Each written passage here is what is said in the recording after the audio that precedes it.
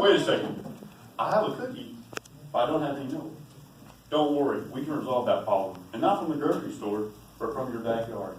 Now, most of us think of milk coming from a cow, but did you guys know that many other animals produce milk for humans to consume?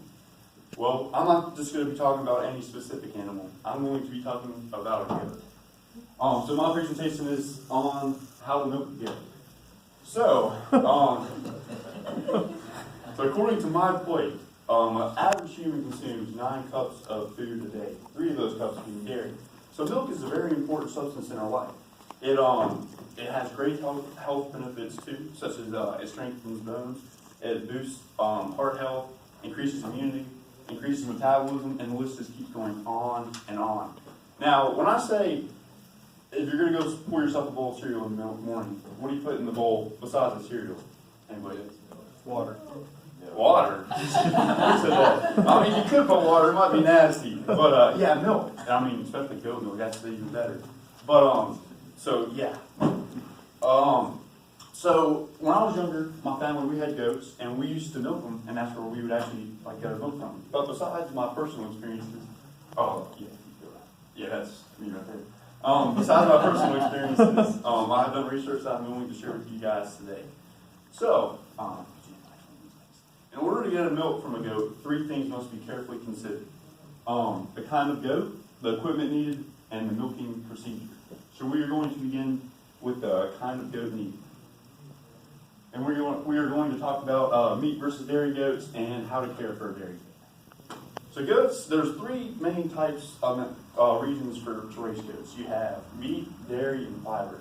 Now, fiber goats, they're not really as popular as the meat and dairy goats, so I'm just going to discuss the difference between them. The goat on the left right here, this is a meat goat, this is a boar goat, and if you guys have seen goats around here, it's probably, this is the one you've probably seen. It's one of the most popular breeds of meat goats. And on the right here, this is a dairy goat, this is a Saana, and there are 9 main dairy goats in the United States, but I'm just going to discuss a couple. You have a Saana, you have a Nubian, that's like one with floppy ears. I don't know if you guys have ever seen goats.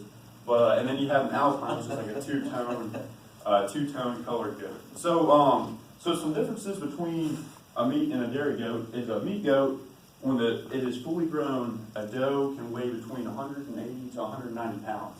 Now, on the other hand, a dairy doe, when it's fully grown, can weigh between 130 to 135 pounds, according to Barnyard in Your Backyard. So, yeah, that's a good book if you guys ever want to raise goats, make sure to get it. But, so that's a big difference. And, I mean, that makes sense because if you're raising meat goats, you want them for the weight, because you want more meat. But for dairy goats, they're not measured in weight, they're measured in the weight of the milk they produce. So, and then the next thing is the care for a dairy goat. So, if you get a goat, you can't just put it in your backyard. I mean, I guess you could, but it probably wouldn't be that good. So, some things that need to be carefully considered is to have a goat, you need 200 square feet per goat of pasture that they can roam at all times. You need a bedding area, some kind of floor. It can just be a dirt floor packed down with some kind of shelter to protect the goat from the elements. And you have to consider hoof trimming. Now, this is a tedious and not that fun process, but it keeps the goat's hoofs all clean and free from hoof rot.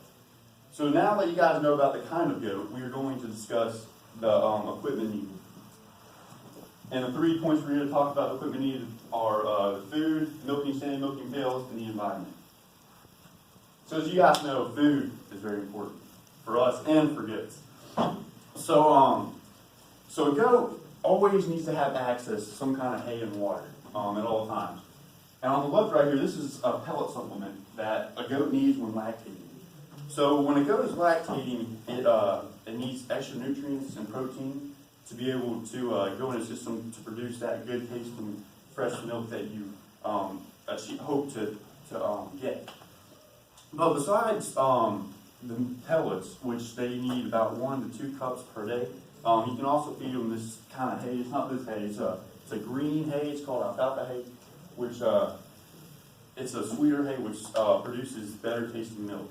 So now we have the milking stand and milking pails. This is actually the milking stand that my family, we use. It is made out of wood. You can either buy a milking stand or you can have one made.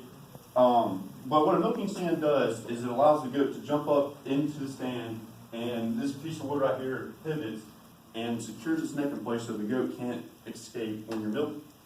And usually when you milk a goat, you feed it at the same time. That's what the bowl's for. This helps keep the goat occupied so that you can hurry up and get done milking before they start getting all antsy. And then the milking pails, you need some kind of stainless steel pail. This will help keep bacteria levels low.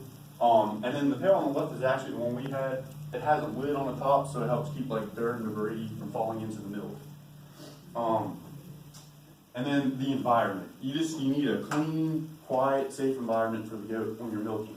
You don't want distractions because when the goat is eating, if it looks over and starts getting distracted, it'll start getting antsy, which will cause problems like the goat stepping in the milk, knocking the tail over, not good days.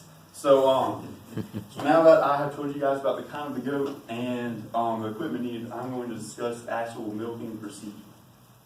So we're going to do a step-by-step to begin. So I have which is kind of wet, but this is going to demonstrate, represent the goat's udder and the teeth.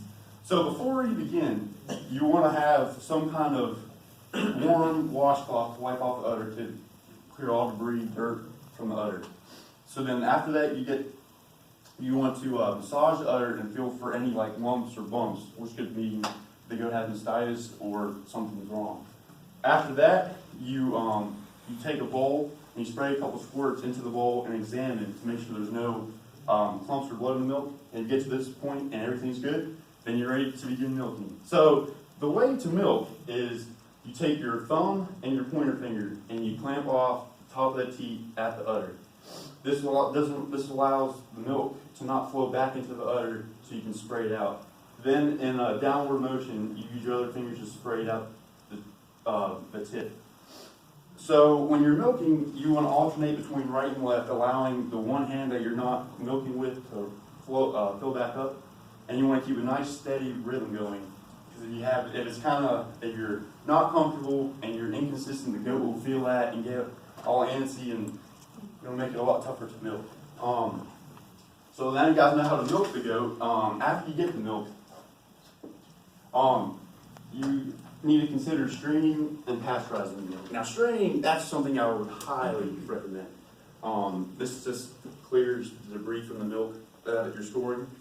And then pasteurizing, my family, when we milked, we didn't actually pasteurize the milk. Now, you don't have to sell it for human consumption, you have to pasteurize the milk. But what pasteurizing does is it kills the bacteria, both good and bad. So if you don't pasteurize it, it has better nutrients and stuff for you, but you have to take that risk of getting sick. But the way to pasteurize it is all you have to do is heat it up to 165 degrees, and then it is pasteurized. So today, in conclusion, I talked to you guys about the 3 things you need to consider when thinking about milking a goat: the kind of goat, the equipment needed, and the milking procedure. I hope you guys enjoyed this presentation and learned something new today. Now you know how to provide yourself and or your family with fresh, great tasting, nutritious goat milk. So I challenge you guys, if you ever get the chance to milk a goat, to take it, because it is an experience that you will never forget. Thank you.